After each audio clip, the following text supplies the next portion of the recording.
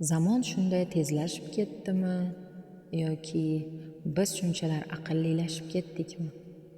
Hech narsa bilmaganimizda borini bag'ishlab, biz uchun o'zini fido qilgan, bizni shunday yetuk shaxs bo'lishimiz uchun umridan kechgan ota-onalarimizga aql o'rgatamiz, tanbeh beramiz, ular qilayotgan ishlarni to'g'ri, noto'g'riga ajratamiz. Ota-ona deganda qaynona, qaynota ham nazarda tutiladi albatta.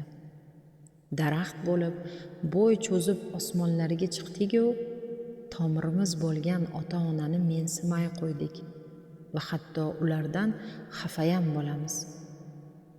Nodon, hali sen ham ulardek bo'lishing bor va o'zingdan ham o'tib tushadigan farzandlaring senga ham shunday muomala qilishlarini hech ham esdan chiqarma.